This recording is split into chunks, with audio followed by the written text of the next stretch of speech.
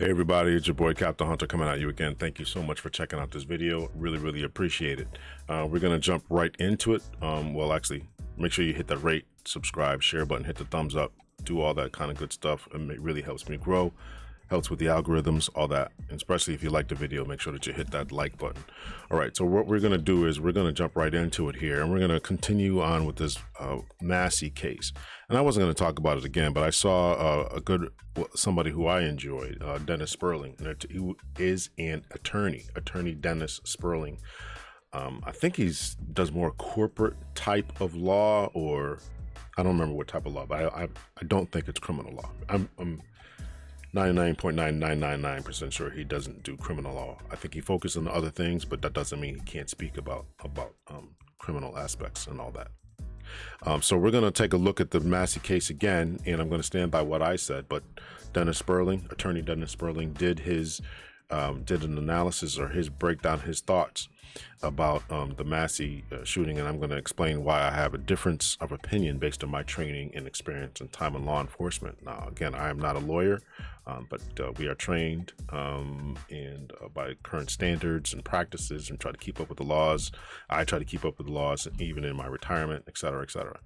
All right, so we're going to take a look at, though, when can officers use force? So I got a PowerPoint for us today. It's only a couple of slides here, so we're going to walk through it. So when can officers use force, right? So people think that they understand, and I'm talking about general public, think they understand, and a lot of times they really don't understand when can officers use force.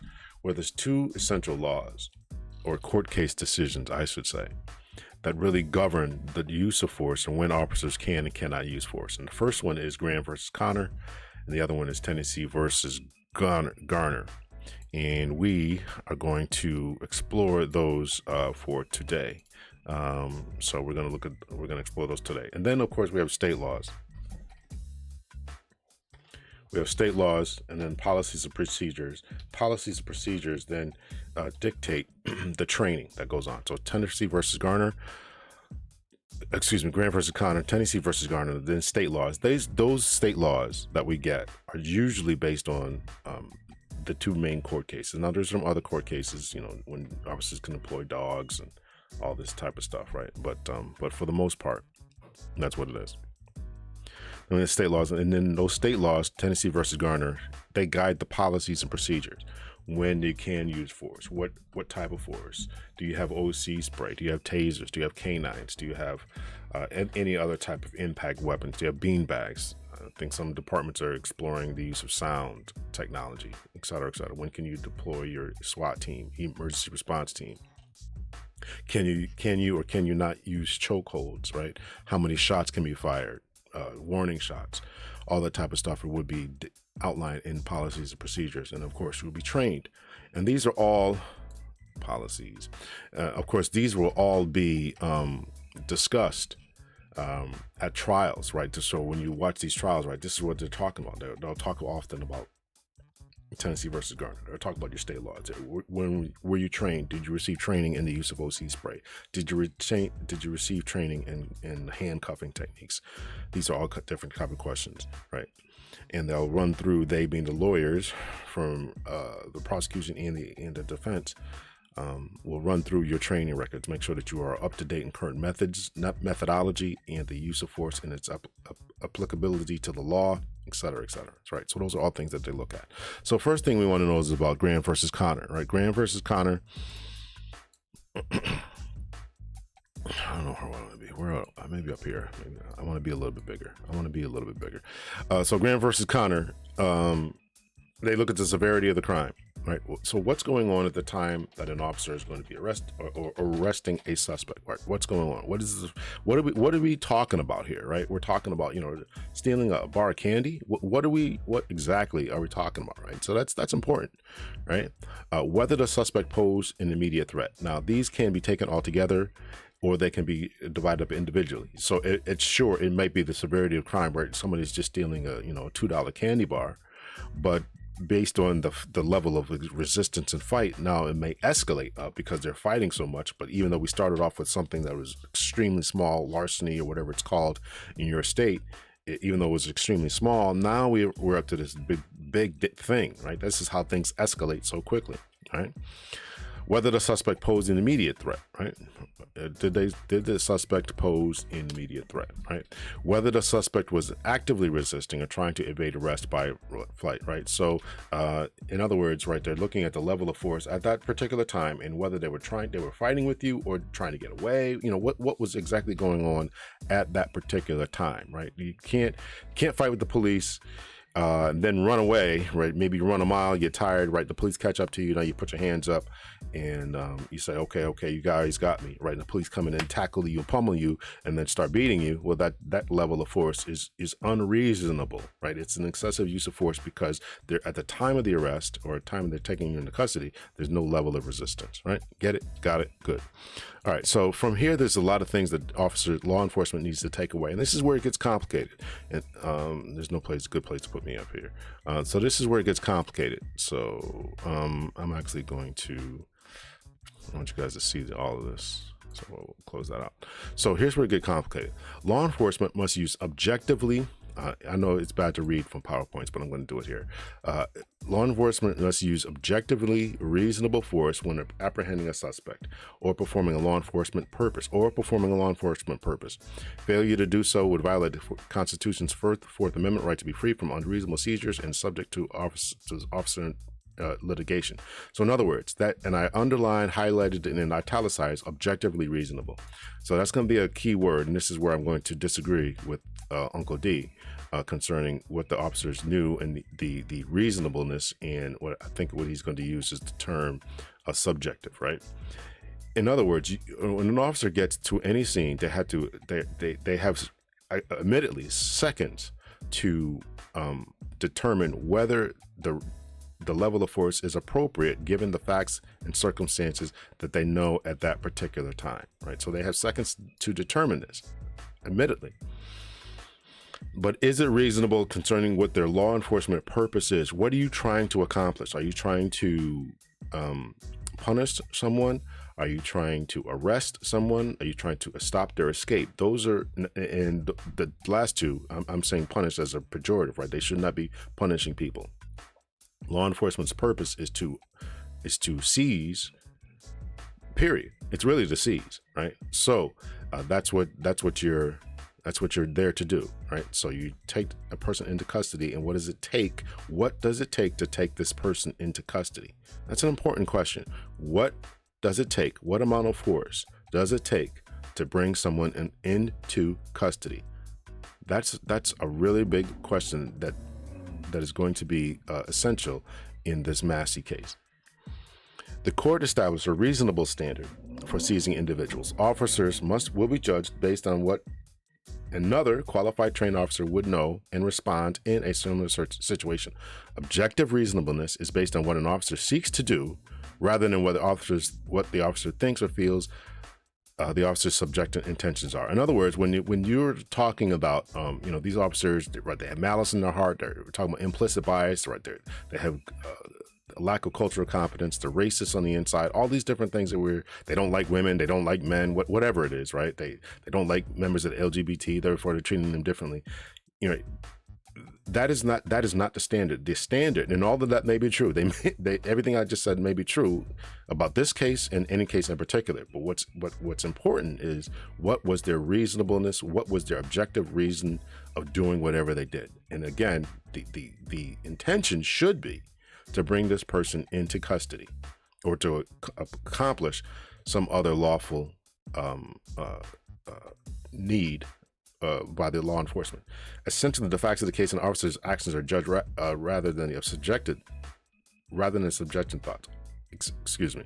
Essentially, the facts of the case and the officer's actions are judged The actions of the officer are judged rather than the subjective thoughts of the officer, right? We can't mind read. They may not. This is why they often, they can't go in there saying the officer was racist, whatever. I mean, unless he's saying, I'm doing this because you're black, or I'm doing this because you're white, or I'm doing this because you're Latino or Hispanic or Asian or whatever. You cannot do that. But you have to judge the officer's actions, what they're doing, right? They establish the totality of circumstances test. When an officer uses force, the entire scenario from the officer's point of view is considered. This is something I'm going to agree with Dennis about, Attorney Sperling, that It's from their point of view. What an officer knew and perceived at the time of the incident will be a guiding factor. And that's going to be difficult and tough, particularly in this case. And every case that we think should be a slam dunk is not. And it's unfortunate, but I think that we know enough about this particular case that we can judge some things correctly. Tennessee versus Garner, use of deadly force, right? This is when officers can use force. Use of deadly force against a fleeing suspect cannot be used unless there's a potential risk that the suspect will cause serious bodily injury or deadly force if they escape. So if there's an axe murder running down the street, is it likely that we know for certain or for sure or high probability, high likeliness that this individual is going to kill again? Can the officer shoot that person in the back as if they're trying to escape? That is an interesting question. Numerous departments throughout the country updated their policies to reflect the new standard set by SCOTUS. And this was, gosh, I don't know when this was. I should have wrote it down. But anyway, it was in the 1980s. I'm going to say 3, 4, 5, something like that. In assessing the reasonableness of a deadly force seizure per the Fourth Amendment, the court ruled that the need for police intrusion had to weigh against the risks and determine that common law anti-fleeing felon statutes were unconstitutional. Right. So in this case, Tennessee had a law that said they can shoot fleeing felons, or maybe even fleeing misdemeanors, or anyone who however it was termed. It was certainly not people who are posing a problem to the community. And it was just, if you resist the police and you run, well, we can shoot you in the back. And then the Supreme Court said, no, we got to take a look at, when we're shooting at people and all this, that, and the other. So, all right. So let's take a listen to Uncle D here, and we'll go from there.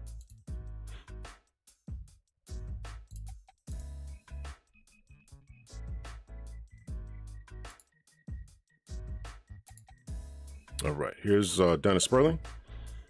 He's doing a great job. I do agree with a lot of, he's been controversial lately, but I agree with a lot of his content here. So this is on his page here. Not guilty. Sonya Massey's shooting. Where's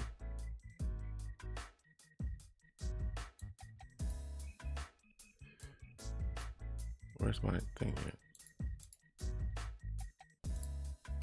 All right. So we'll let Uncle D here cook, and we'll take a listen to what he's saying.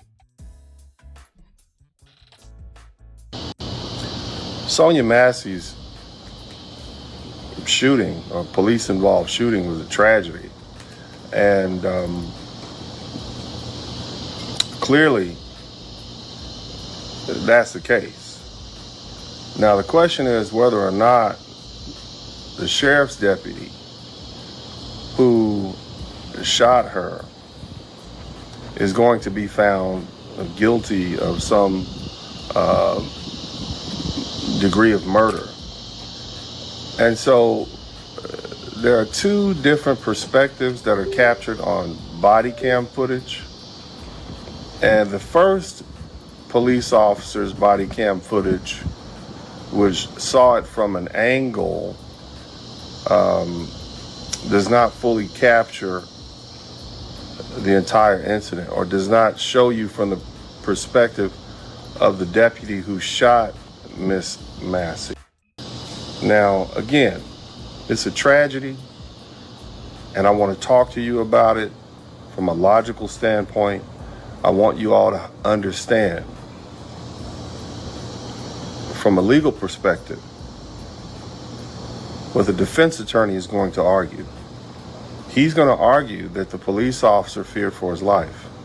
Now, some of you all may not be able to stomach this conversation. You may not like it. You might not like what's being said, but that still doesn't change the facts. The fact is, the law is set up to protect police officers. That's why we have qualified immunity. That's why you can't sue a police officer or a police station for negative hiring, or negligent hiring, I should say. I addressed all that. Yeah, I addressed all that. The laws are definitely set up for police. We want to pay them. You know, the police officers, he's got a fence back here. Police officers jumping over fences, and there's dogs and all that kind of stuff. You want people to do that. You got to pay them well. And if they get hurt, injured, the deference is on their side. So I've said that, and Attorney Sperling is saying that right here. This particular officer has had 6 different police assignments in 6 different jurisdictions in the past 4 years. Most of those jobs were part-time. He was a deputy sheriff at Sangamon County in Illinois, and this is where the incident happened. He was a full-time deputy sheriff there. Nevertheless, you can't even sue the county for hiring him because of qualified immunity, and there's a reason that's in place. Because we don't want people who are actual criminals to tie our law enforcement officers up in litigation, nor do we want them to tie our cities and counties and administrators up in litigation, and for that to eventually cost money and revenue and lawsuits that the taxpayers will have to pay. So people have come up with those laws for the good of society. We do this to protect the taxpayers, because at the end of the day, the county, the city, all these different entities, they're funded by taxpayers. And that's those of you who pay taxes because of home ownership and all those different things. But I want to get down to the actual facts of this incident. It appears to me, based on the deputy's footage, that Ms. Sonya Massey, upon removing the pot of water, she dipped down and then she came back up. And based on his footage, it looks as though she was throwing the water at this deputy. Now, it does not matter what her intent was. And let me say that again. And I know that you all are triggered right now. It doesn't matter what her intent was. She may just have been holding it up so he can see, I'm not going to do anything to you. She may have been nervous. It does not matter what her intent was. It only matters the subjective or the objective, or actually the subjective view of the police officers. Did he feel as though his life was in danger? Is that something that we have to put ourselves in the place of a reasonable police officer? It's about what he felt. Again, the laws are designed to protect the police. The laws are designed to keep litigation down. And the reason we keep the litigation down, because the cost of litigation and judgments will be passed on to the taxpayers.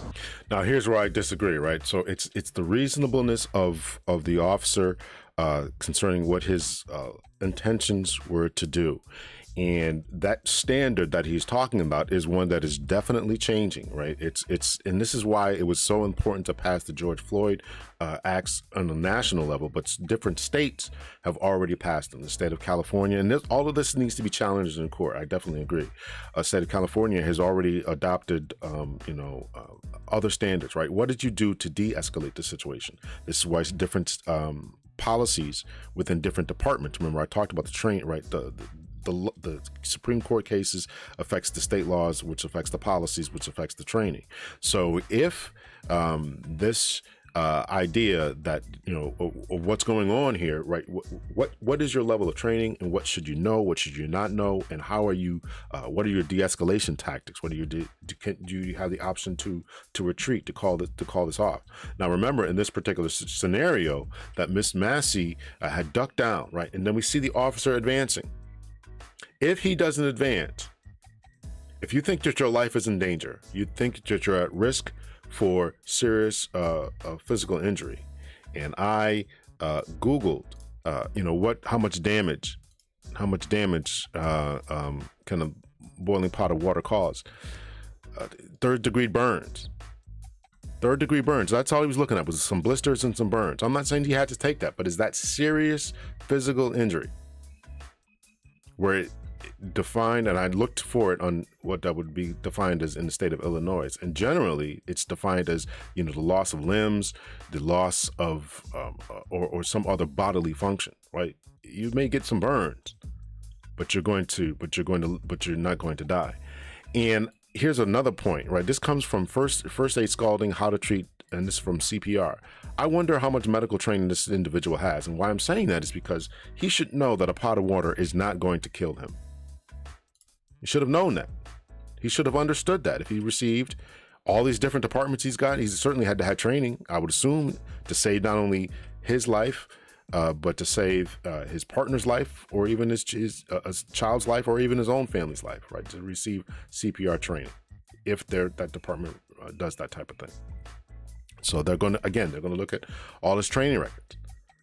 And that would be one of the questions I would ask if I was a prosecuting attorney. Sir, how much medical training did you have? Pull up his training chart. You received this training, right? Did you talk about how much damage a boiling pot of water can do? Did you, at any time did they say you would risk death? This is where I disagree. And again, what is your lawful intention and purpose? That means you. But most of you all don't want to pay more money in taxes, so you need to just hear it out. Now, the greater picture is this. This is the greater point, and this is why I'm talking about this. Irrespective of what happens in that case, irrespective of whether or not this deputy walks or not, black women have got to understand that they are now being treated like black men have been getting treated. At this point, I'm surprised that they haven't dug up Miss Massey's history and try to impugn her credit or infer that something was defective about her in the form of criminal allegations. I'm sure that they probably have.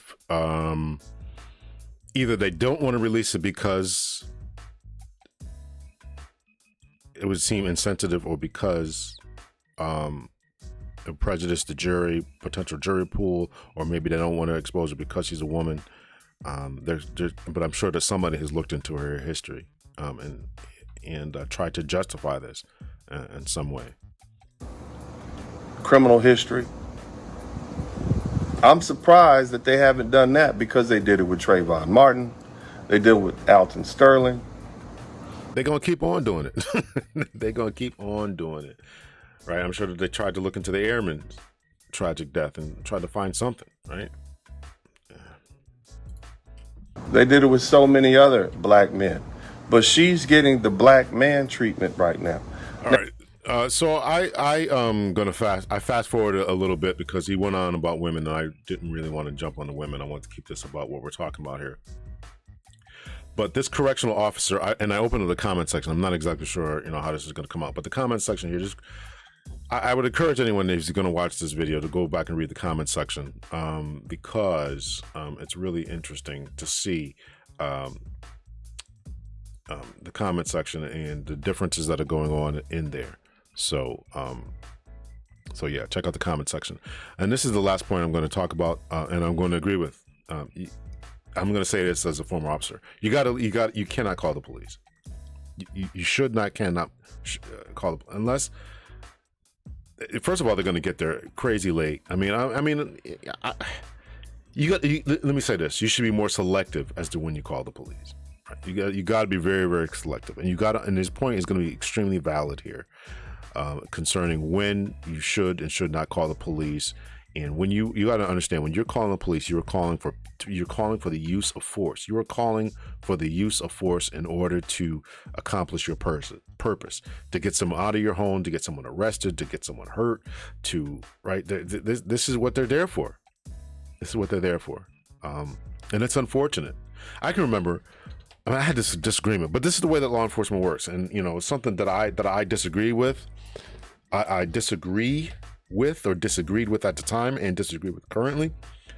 we would have a, our department, we used to be the first responders for the city. That means that anytime there was any type of medical emergency or medical call, the police were dispatched. Heart attacks, somebody cut themselves or fell off a swing, or, if you call 911 and you are requesting medical assistance, they sent us. There's vastly different reasons for that, and they've since changed since I left, or actually before I left, we changed. However, but that was part of the practice, and being dispatched to these calls, right? I can remember one time I was on a 2-man card, and my partner, we would get to a couple of medical calls, and he was always taking their IDs, as Uncle D is going to say here, taking their IDs and then running them. And a couple of times we got them throughout the night. We got people with warrants throughout the night. And I was like, man, why are you doing that, man? These people, they're calling for our help. Think about this. They're calling for our help. Their son, their daughter, their family member is going through some type of medical emergency. I'm not talking about domestic violence calls. I'm not talking about any, child welfare calls. I'm not talking about any of those types of normal routine type of calls that we're going on. I'm talking about heart attack calls. I'm talking about, potential drowning calls. We got to get to perform CPR. And I'm talking about those type of calls. And this guy was running people's names and stuff. I thought that was so classless and so tacky. And because it destroys people's trust, right? I didn't call you.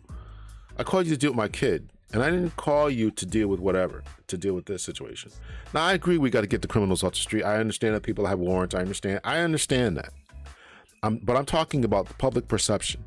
And if you want the public on your side, then is it the best idea to, on these particular types of calls, to be taking their loved one when their grandfather just had a heart attack, and now we're taking the uncle away because he's got a warrant? How is that perceived? What does that do for community relations? I'm just putting that out there. I know people are gonna have disagreement. Oh man, what are you talking about? We got to get these people. What kind of cop are you? It's bad for public perception and bad for public relations. It's bad. It's bad to do that. He and I disagreed vehemently about that. Arguing in the car. I mean, I'm like, I can't tell him not to do it. But I just thought, I couldn't articulate it at the time, but I was, we were both young officers. I got promoted within 5 years. So this is, year 2, 3, 4, wherever I was in my career at that time. And I just thought it was bad. I have a different perspective. As Uncle D is talking about being a black man. I know I probably fast forward a lot where he's talking about being a black man and a black woman. I probably fast forward through all that at this point. But being a black man and black woman and the public perception of what we have to be about the police. And this is why he's saying, don't call them. This is what he's saying. Don't call them.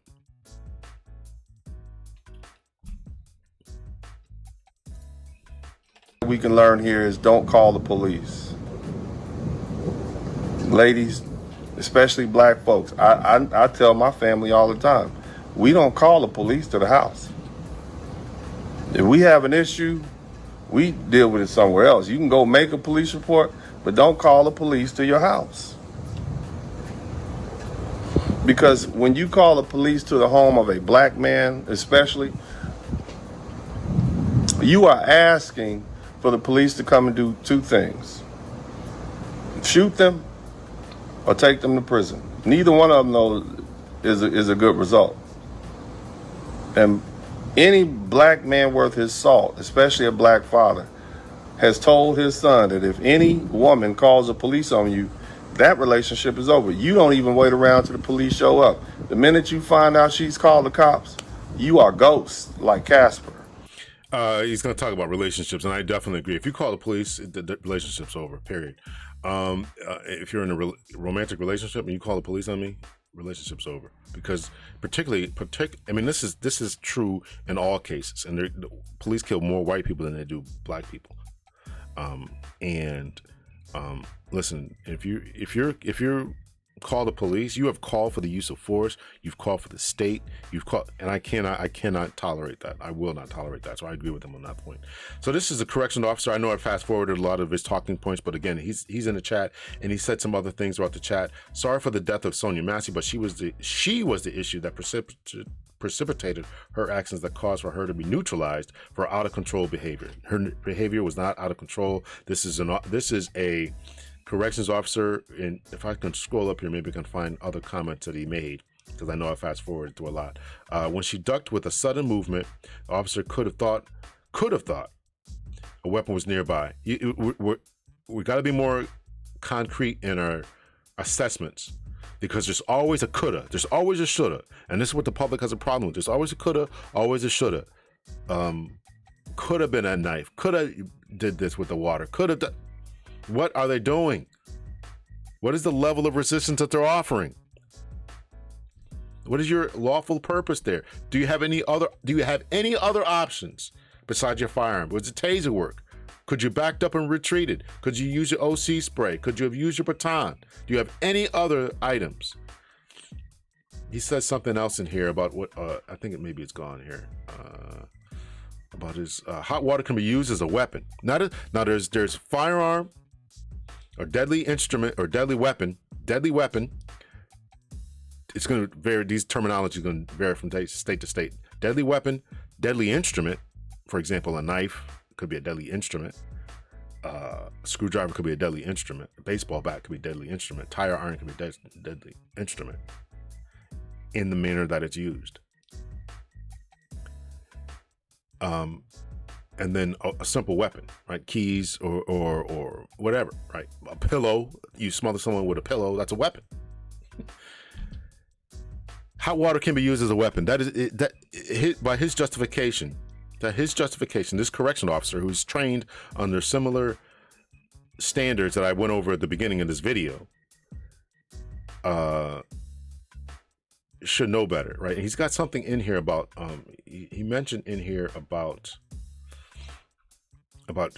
inmates using hot water.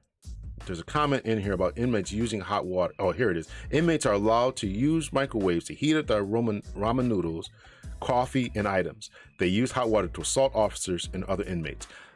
So by this correctional officers, I'm assuming logic, it's okay for for correctional officers to go in there and choke, and use their baton to beat people to death because they're being sprayed with hot water, hot coffee, hot ramen noodles. Is that what this correction officer would have us to believe? He can go in there. He's about to dump a hot water on this other inmate. Let's go in there and defend this life of this inmate, and go in there and tackle him and kill him. Does that make any sense? Does that make any sense?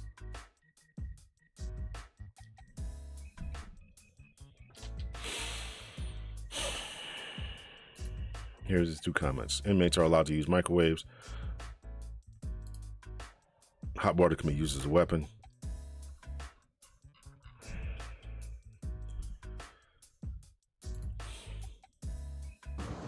Because she has basically demonstrated a reckless disregard for your life.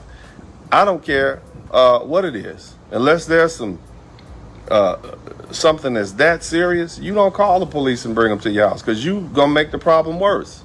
All they're gonna do is show up and try to find somebody to arrest. They're gonna start asking for IDs. And next thing you know, somebody's in handcuffs. Somebody's got an attitude. In any pushback, why you asking me for my ID? That makes you seem suspicious. It does. I'm going to leave it off there. Go to Uncle D's page. Check out the rest of the video. Read through the comments. It absolutely makes you suspicious. It starts, as I mentioned, a simple time of just. We are called there to help, protect, and serve. We're here to help, perform CPR, put Band-Aids on people, stop the bleeding, right? And this guy, I to this day, I can't believe that. It bothers me that he was doing that. It bothers me that he was doing that. Bothers me. bothers me he was doing that, running people's names and stuff. We're there again. I'm talking about the call, our call sign, not call sign, but the actual call was called medical assist.